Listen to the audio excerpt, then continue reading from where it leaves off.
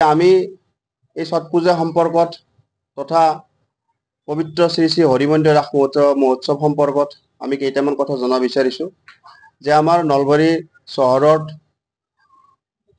ছট পূজা অনুষ্ঠানৰ আয়োজন কৰা হৈছে।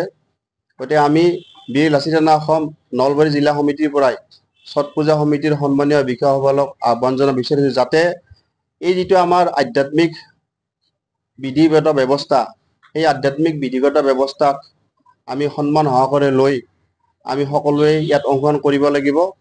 কাৰণ অনুষ্ঠান আয়োজন কৰা সন্দৰ্ভত আমি সকলোৱে ইটো সিটোৰ লগত আগবঢ়াই লৈ যাব লাগিব। কিন্তু এই ছট পূজাত আমি যাতে কোনো বিশৃংখল পৰিৱেশ আমি দেখা নাপাওঁ। এই ছট পূজা সন্দৰ্ভত যি অনুষ্ঠানৰ শুভাৰম্ভ সেই শুভাৰম্ভ যাতে আমাৰ বিশ্বৰ ভাৰতবৰ্ষৰ তথা অসমৰ যি প্ৰাণৰ শিল্পী জুবিন দাৰ গানেদি যাতে শুভাৰম্ভ হয়। জুবিন দাৰ যিটো গান প্ৰাৰ্থনা গীত হিচাপে আমি গম পাওঁ মায়াবিনী গীত, সেই গীতেৰে যাতে শুভাৰম্ভ হয়। আৰু তাৰ লগে লগে এই ছট পূজাত সমগ্ৰভাৱে আমি ভোজপুৰী ভাষা তথা বিহাৰী ভাষাক আমি নিষিদ্ধ কৰিছোঁ। ইয়াত যাতে যি গীত পৰিৱেশন হ'ব সেই গীত পৰিৱেশনটো অসমীয়া গীতৰ আদৰত হয় আৰু জুবিন দাৰ গীতে যাতে পৰিচিত হৈ থাকে। তাৰ লগে লগে যাতে ছট পূজাত কোনো আতচবাজী ব্যৱস্থা নহয় বা কোনো সেনেকুৱা ফটকা ফুটাই কোনো পৰিৱেশটো যাতে বিশৃংখল নকৰে। আমি নলবাৰী জিলাত আমি সকলো অনুষ্ঠানত আমি ইটো সিটোৰ লগত সহযোগ কৰি আগবঢ়াই লৈ যাব লাগিব। তাৰ কাৰণে আমাৰ যিটো ভাতৃত্বমূলক সম্পৰ্ক সেই সম্পৰ্ক ৰখাটো উচিত। তো আমি বীৰ লাচিত সেনা অসম নলবাৰী জিলা সমিতিয়ে সন্মানীয় যি ছট পূজা আয়োজক সমিতিক আমি আহ্বান কৰিব বিচাৰিছোঁ যে আপোনালোকৰ দ্বাৰাই আমাৰ সহযোগত নলবাৰীবাসীৰ সহযোগত যি ছট পূজা অনুষ্ঠানটো হ'ব তাত যাতে আপোনালোকে নজৰ দিয়ে। কোনো যাতে এনেকুৱা অপ্ৰীতিকৰ ঘটনা নহয় যাৰ ফলত যাতে অসমীয়া সংস্কৃতিক যাতে কোনো ক্ষেত্ৰতে ব্যাঘাত নজন্মায়।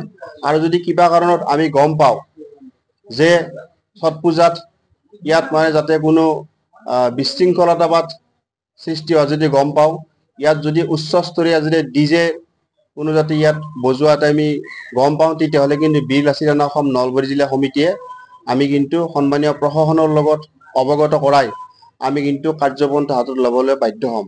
তাৰ লগে লগে পবিত্ৰ শ্ৰী শ্ৰী হৰিমন্দিৰৰ যি ৰাস মহোৎসৱৰ আয়োজন চলি আছে, আমি সমগ্ৰ নলবাৰীবাসীৰ যি আমাৰ গৌৰৱ, আমাৰ অসমত তথা ভাৰতবৰ্ষত পবিত্ৰ হৰিমন্দিৰ ৰাস মহোৎসৱৰ এটা উল্লেখনীয় অৱদান আছে।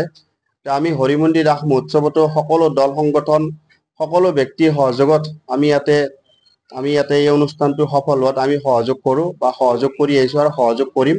তাৰ লগে লগে সন্মানীয় হৰিমন্দিৰ ৰাস মহোৎসৱ পৰিচালনা সমিতিক আমি অনুৰোধ জনাম যে ৰাস মহোৎসৱত ইয়াত যাতে যিখিনি আমন্ত্ৰণ জনোৱা থিয়েটাৰ বা ইয়াত যাতে যিখিনি চাৰ্কাছ আছে সেই চাৰ্কাছখিনিৰ যিখিনি তেওঁলোকে যি প্ৰদৰ্শন কৰিব সেই প্ৰদৰ্শন কৰাৰ শুভাৰম্ভ যাতে জুবিন দাৰ গানেদি শুভাৰম্ভ হয় আৰু তাতো যাতে কোনো এনেকুৱা যাতে অপ্ৰীতিকৰ পৰিৱেশ সৃষ্টি নহয়। তাৰ কাৰণে আমি সন্মানীয় হৰিমন্দিৰ সমিতিৰ বিষয়াসকলক অনুৰোধ জনাম, সন্মানীয় প্ৰশাসনসকলক অনুৰোধ জনাম যে যাতে আমি আটাই যাতে এই পবিত্ৰ হৰিমন্দিৰ ৰাস মহোৎসৱটো সফলত আমি আটাই যাতে একগোট হৈ ঐক্যবদ্ধ হৈ আমি যাতে এইখিনি ভালকৈ পৰিচালনা কৰিব পাৰোঁ। আৰু আমাৰ সকলোৰে দৃষ্টি থাকিব এই ক্ষেত্ৰত আমি দুটা অনুষ্ঠানক যি কাৰ্যসূচী সফল কৰাত আমি যিমান পাৰি সহযোগ কৰিম। আৰু যাতে কোনো ক্ষেত্ৰতে আমি গম নাপাওঁ, আমি যাতে দেখা নাপাওঁ যে বীৰ লাচিত সেনাই যদি এনেকুৱা কিবা অপ্ৰীতিকৰ পৰিৱেশ হয়, বিশৃংখলতা হয়, যাতে আমি বীৰ লাচিত সেনা যাতে কাৰ্যপন্থা হাতত ল'বলৈ বাধ্য নহওঁ। তাৰ কাৰণে আপোনালোকৰ সংবাদ মাধ্যমৰ জৰিয়তে আমি দুটা অনুষ্ঠানৰ সন্মানীয় সমিতিৰ বিষয়াসকলক আমি আহ্বান জনালোঁ। ধন্যবাদ। জয় অসম। আপুনি বিচৰা বাতৰি পাব কেৱল নিউজ 18 এপত। নিউজ 18 এপ ডাউনলোড কৰিবলৈ স্কেন কৰক এই QR কোড। গুগল প্লে ষ্টৰতো পাব এই নিউজ 18 এপ।